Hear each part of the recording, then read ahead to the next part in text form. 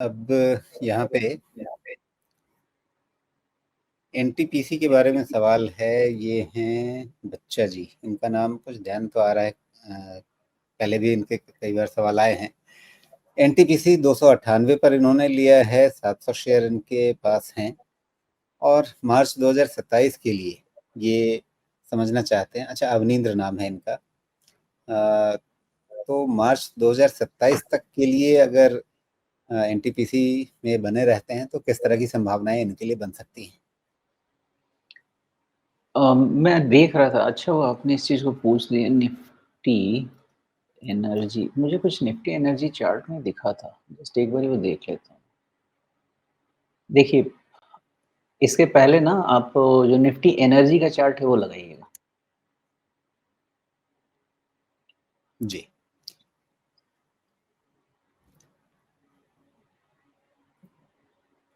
Nifty energy के chart में वही चीज़ हो रही है जो आपका निफ्टी मिड कैप के साथ हो रहा है। ये थोड़ा-सा आपको पैरेलल ड्रॉ करना पड़ेगा, क्योंकि ये एग्ज़ैक्टली निफ्टी एनर्जी के साथ वही हो रहा है, जो आपके साथ मिड कैप इंडेक्स के चार्ट में हो रहा है। और अंदाज़ा मेरा ऐसा है, ब्रेकआउट होना चाहिए। नॉर्मली इन सब चीज़ों में ब्रेकआउट हो जाता है। अगर मार्केट सिनेरियो खराब रहता तो मैं उल्टा व्यू लेता, मार्केट सिनेरियो खराब नहीं है, तो इसमें भी ब्रेकआउट होना चाहिए। तो अगर यहाँ से इस चीज़ का क्यू लिया जाए, तो फिर आपको एनटीपीसी पे भी एकदम लगेगा कि इस पैटर्न का रेप्लिका है एनटीपीसी, या मे बी एनटीपीसी ने ही एनर्जी के पैटर्न को बनाया है। तो इसके लाइट में आपको देखना ये है एनटीपीसी का, कि ये 345 के ऊपर एक बार क्लोज होना शुरू होगा। 345 346 के ऊपर क्लोज होना शुरू होगा, इसको पुश मिलना शुरू होगा।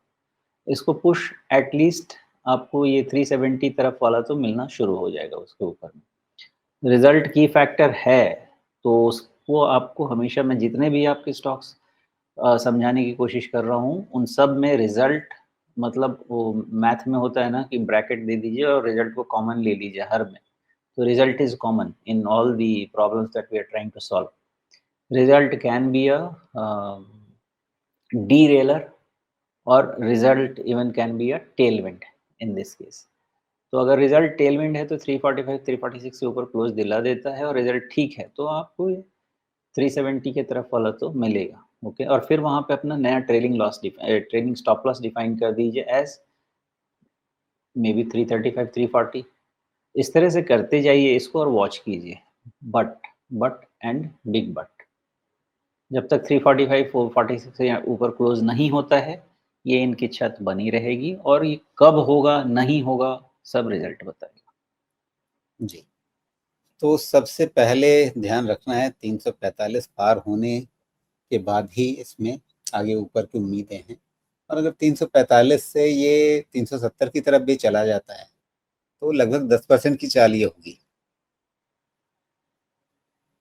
विच इज नॉट बैड। जी। लेकिन होगा क्या कि अगर अच्छा रिजल्ट हुआ ना राजीव जी, आपका ये नेक लाइन बनेगा ना करीब करीब 370 के आसपास। हाँ, जी। वो फॉर्मेशन में जाएगा ये। आप कह रहे हैं कि इस लाइन को पार करने के बाद असली कहानी शुरू होगी। हम्म, बिल्कुल। जी। तो सिर्फ 10% नहीं बल्कि उसके आगे के बारे में भी सोचने की ज़रूरत होगी। और बच्चा जी या अवनींद्र जी, आपकी खरीद है 298 पे, तो उस हिसाब से आप काफ़ी कंफर्टेबल सिचुएशन में लग रहे हैं। ये देखिए, लगभग इन्होंने बॉटम्स पे ही खरीदा है। जो रीसेंट बॉटम्स है उसके आसपास ही खरीदा है, तो इनके लिए बहुत चिंता की भी बात नहीं है। आराम से होल्ड कर सकते हैं ये डीप स्टॉप लॉस के साथ। इनके खरीदने के तरीके में एब्सोल्युटली ज़ीरो प्रॉब्लम है। बहुत अच्छा डिसीजन है, बहुत अच्छे से लिया। लेकिन 298 पे इन्होंने जो लिया है, अब वो बॉटम कैसे बनाया है ये तो इन्हीं का आर्ट है, या फिर उसके पहले का है। बट डिसीजन में कोई खराबी नहीं है, अगर मान के चलें कि नीचे 298 पे लिया है, बिकॉज़ मेरे पास तो उस समय कोई रीज़न नहीं था इसको, मतलब सोच सकने का कि 298 पे मैं लूँ, अगर मैं इसको पढ़ने जाऊँ तो। जी।